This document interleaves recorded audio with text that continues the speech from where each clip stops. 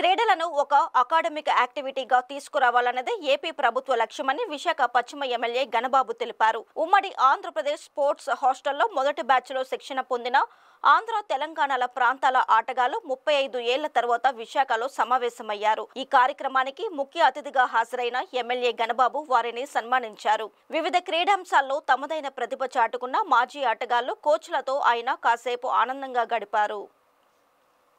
ఈ సందర్భంగా ఎమ్మెల్యే గణబాబు మాట్లాడుతూ ఉమ్మడి ఆంధ్రప్రదేశ్ ముఖ్యమంత్రిగా చంద్రబాబు నాయుడు అప్పట్లో క్రీడలకు ఇచ్చిన ప్రోత్సాహం ఎనలేనిదని కొనియాడారు. మౌలిక సదుపాయాలు, మట్టిలో మాణిక్యాల లాంటి క్రీడాకారుల గుర్తింపు, వారికిచ్చే తర్ఫీదు, జాతీయ అంతర్జాతీయ క్రీడల నిర్వహణ వంటి అంశాలపై దృష్టి సారిస్తున్నట్లు తెలిపారు. క్రీడా పాలసీల రూపకల్పనలో అనుభవజ్ఞులైన ఇటువంటి సీనియర్, విశ్రాంత క్రీడాకారుల ఆలోచనలు కూడా పరిగణించవలసిన అవసరం ఎంతైనా ఉందని ఆయన అభిప్రాయపడ్డారు.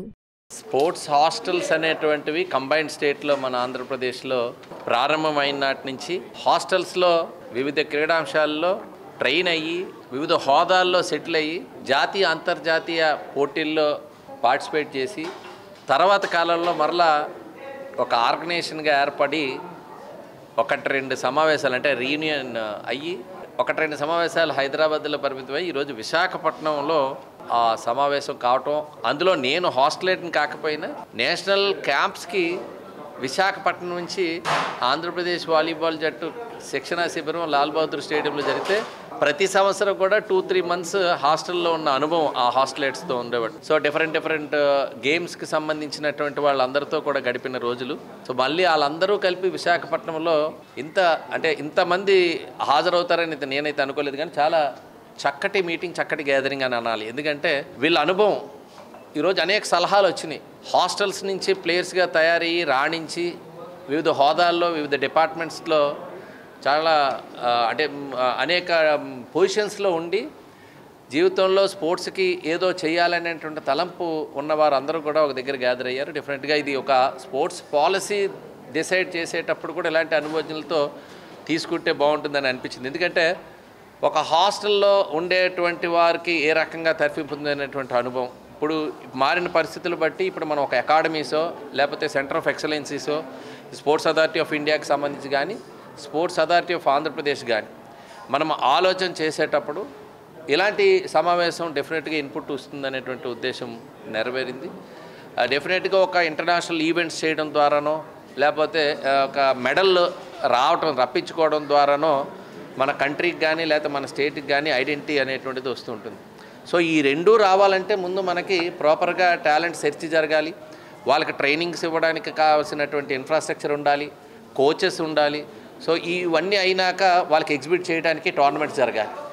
ఇవన్నీ కూడా ఇంటర్లింక్ అవుతూ ఉంటాయి. వాటికి సంబంధించి డెఫినెట్గా ఎందుకంటే ఇప్పటికే చంద్రబాబు నాయుడు గారికి స్పోర్ట్స్ అనేటువంటిది ఒక ఎకనమిక్ యాక్టివిటీగా గుర్తించినటువంటిది చంద్రబాబు నాయుడు గారు. ఆయనకి అనేక విజనరీ ఉంది. అనేక ఫీల్డ్స్లో మన స్టేట్ని కంబైన్డ్ స్టేట్లోని బాగా ఆయన వేసినటువంటి అనేక ఆలోచనలు మనం ఇప్పుడు హైదరాబాద్ నగరంలో చూస్తున్నాం ఆ ఫలాలు.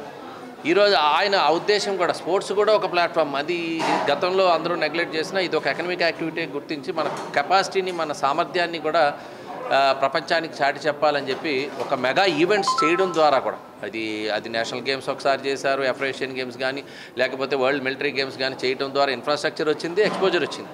ఇప్పుడు మనం కూడా ఆ స్థాయిలో మన రాష్ట్రాన్ని స్పోర్ట్స్లో ఒక పెద్ద ఎత్తున ఎంకరేజ్ చేయాలి, ఈవెంట్స్ ఆర్గనైజ్ చేయాలి, ప్లేయర్స్ని తయారు కావాలి. అందుకనే ఆ ప్రోత్సాహకాలు కూడా ప్లేయర్స్కి అత్యద్భుతమైనటువంటి కంట్రీలో ఎక్కడా లేని స్పోర్ట్స్ పాలసీ తీసుకుని వచ్చాం.